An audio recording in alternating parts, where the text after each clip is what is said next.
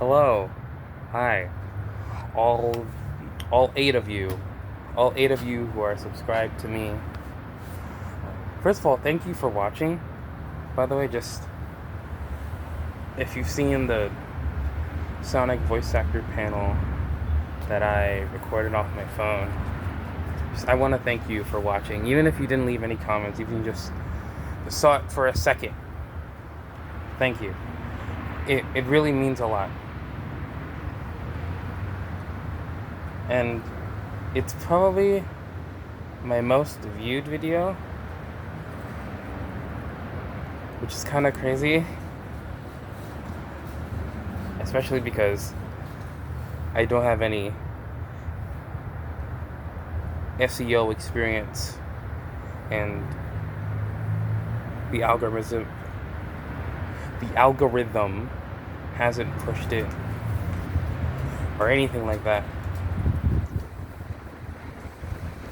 But it's also within the totality of my channel, which is 8 years old now.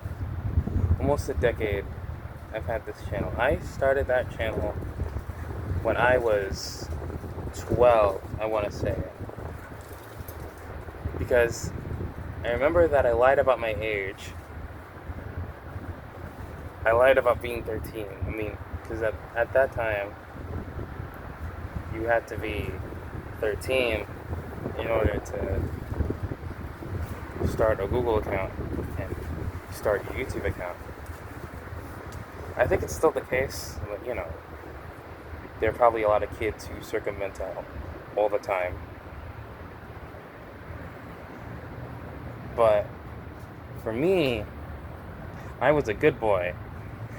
I was a very good boy, and I waited until I was at least 12 to lie about my age. Which means that lying about your age is always morally correct. I'm joking. I'm kidding. Don't do that.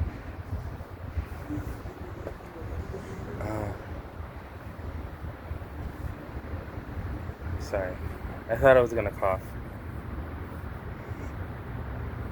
But once I started my channel, I had all these huge plans, what I wanted to do, what my editing style would be, what I wanted to talk about, the types of things I wanted to talk about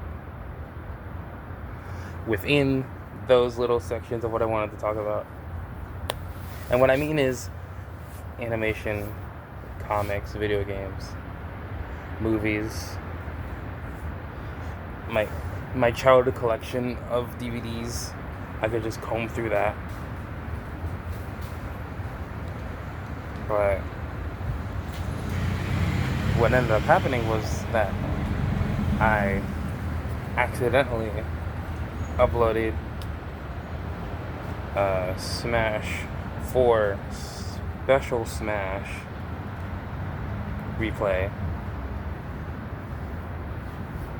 And I don't think I meant to upload it, because at the time I thought it was a mistake. It was just a random match of Smash 4 I had with a bunch of CPUs in my room, in my old rinky-dink corner of that room that I had when I was 12.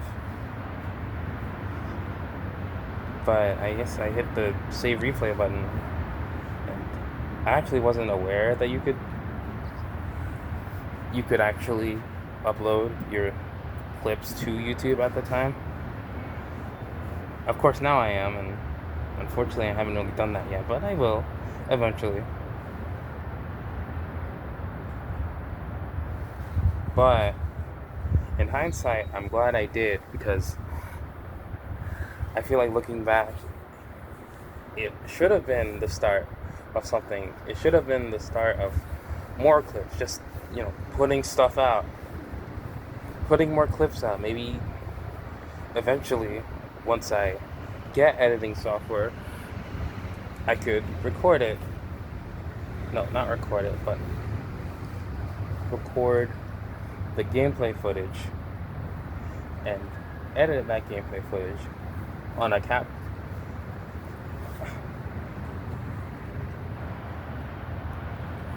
edit it on a capture card. No, you edit it on the software that you use.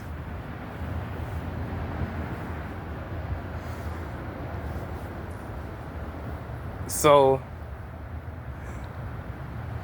the plan, in hindsight, would be to just keep uploading clips of Smash 4 and maybe eventually Ultimate, and then eventually, once I get an editing software package like Adobe Premiere or Sony Vegas, anything like that, I could maybe get a capture card and save those replays onto that card, and then maybe even edit that,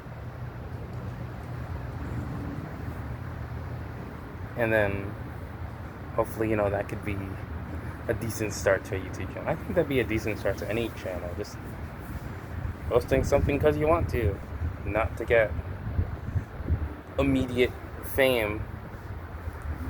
Because I think a lot of people now could see right through that.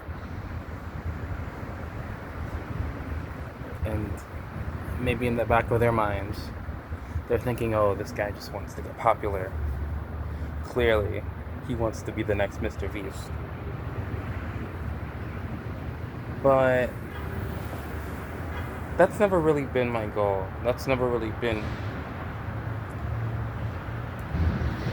what I want my YouTube channel to be. I'm not looking for huge views and 1 and 2 out of 10 videos every day. I'm just looking to, express myself. The old YouTube slogan, broadcast yourself. Remember that? You probably don't. But that's kind of the spirit that I've had for a while. But the tricky thing is, about a year after that Smash 4 replay was uploaded, I moved from my childhood home to where I am now in Texas, and that messed me up for a really long time. It absolutely destroyed me. I say destroyed me. My motivation to create content, or just to be a YouTuber, to be an entertainer or a filmmaker or an animator, all this creative junk I wanted to do, because I've always known that I wanted to do it, but I ended up being so consumed by not only my own self-doubt and low self-esteem and depression. I don't know if it's really depression, because I haven't been diagnosed with depression, but it might have been a form of depression, especially when I was a preteen. But the point is, all of that I was feeling, all that negative junk about myself I was feeling, was only amplified when I moved to Texas. It was like I put myself in this state of emotional paralysis. I'm glad that I finally have a word for this, because I think it sums up what I've been through pretty well. This was late 2017 up until, I want to say, the end of 2022. So that's 5 years of my life. It really puts it all into perspective, because I feel like within those 5 years, I really felt like I denied myself the opportunity to be creative, because I was trying and failing to get accustomed to this new environment. while also coping with the fact that all of my friends and all of my teachers and all the potential that I had sort of went away against my will. And that's really what hit me, I guess. The fact that it wasn't my choice to move. The fact that I was forced to move because I was a teenager and I had no control over my life. And especially when you're that age, I feel like it's easy to harbor a lot of resentment about that. And I did for a really long time. And because of all of that, I just sort of let this channel rot. You know, I could imagine myself, and I could imagine this channel being a lot bigger than it is now. I could definitely imagine an alternate timeline where I stayed in New York. I stayed where my friends are, where my games were, and I kept going. I took as much art advice as I could. I took drawing more seriously. I started including my friends in all of my wacky video ideas. And then eventually, I graduated high school, and then I spent some time at community college, and then eventually go and study animation in New York City. And that would have been the plan. You know, that's what I wanted. I didn't want to accept that this was my life. And I hated that fact about myself. Because I hated life, I guess I hated creating as well. And now I look back at that version of myself, and I'm like, that guy really sucks. You know, I really don't like who I was throughout most of high school. Like, I really don't like the type of things that I did, or the type of internal monologues that I had about myself. The way I acted, just the way I carried myself. Even if there were times where I did have fun, you know, I still wasn't happy. I still wasn't satisfied with myself. And I feel like for every good or decent thing that happened, something equally terrible would immediately counteract that. And I'd just be right back to where I was.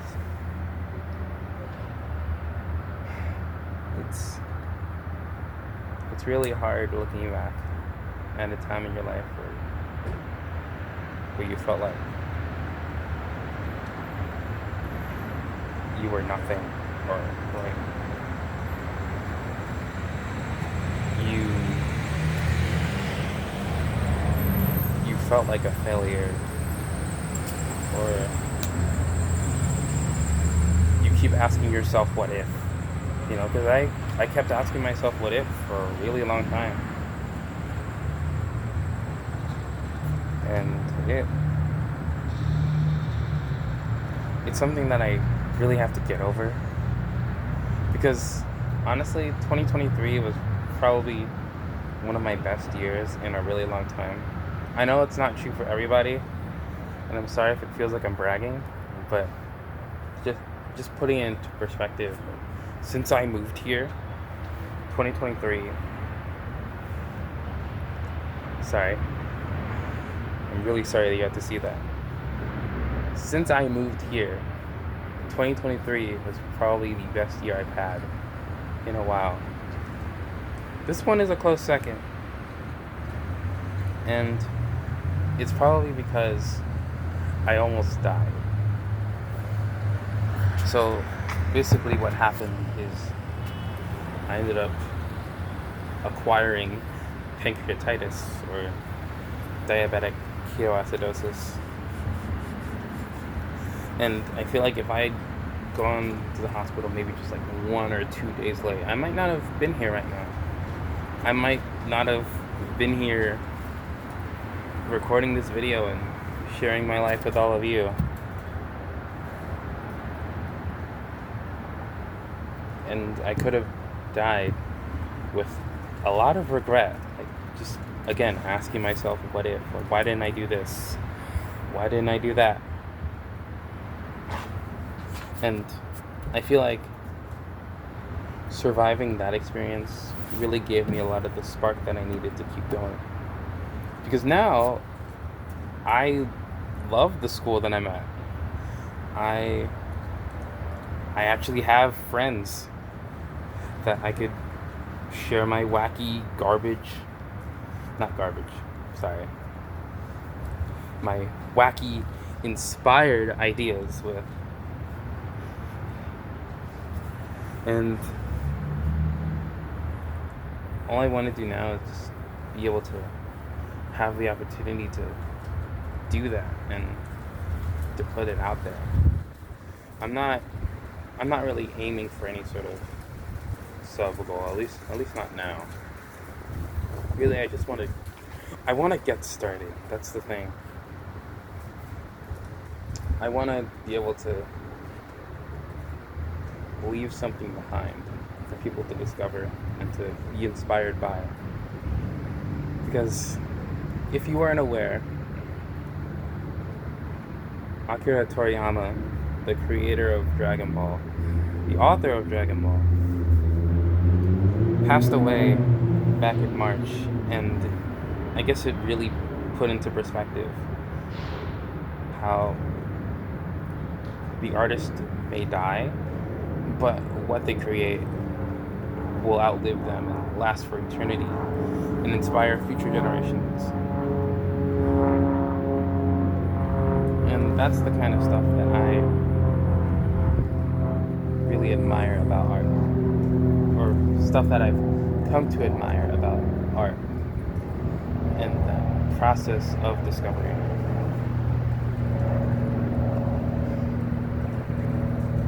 The point is, there's a lot that I really, really want to do, and now that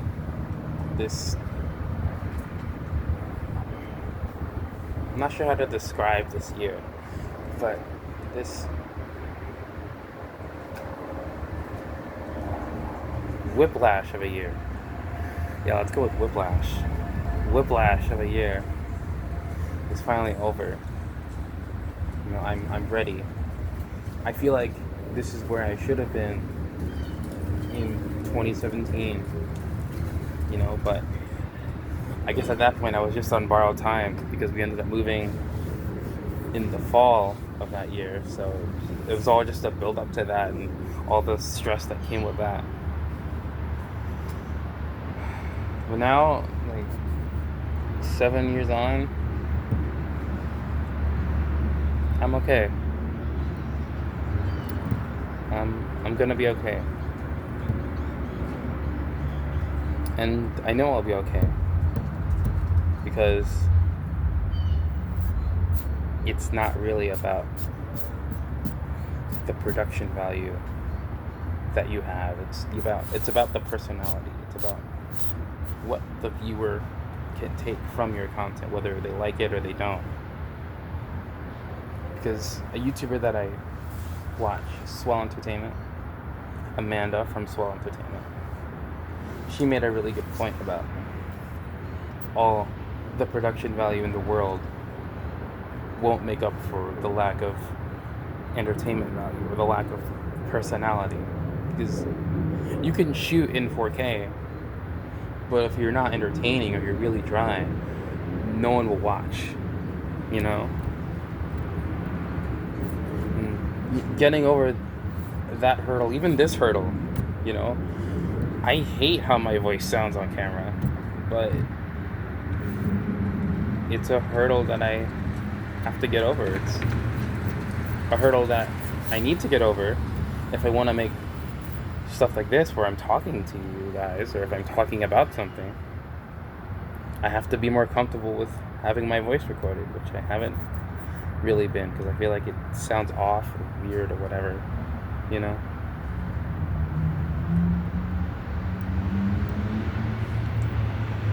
But all this to say, I'm really excited for 2025, and I hope that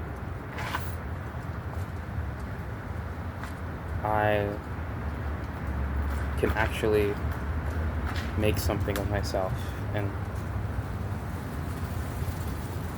share it with the world. And having the confidence to share it with the world, regardless of whether or not it's good or bad, you know. I feel like I've definitely regained a lot of that creative motivation that I lost in 2017. Because it's really intrinsic, it's not extrinsic, you know.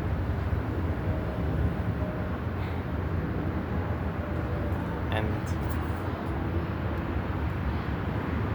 now that we're 7 years removed from that whole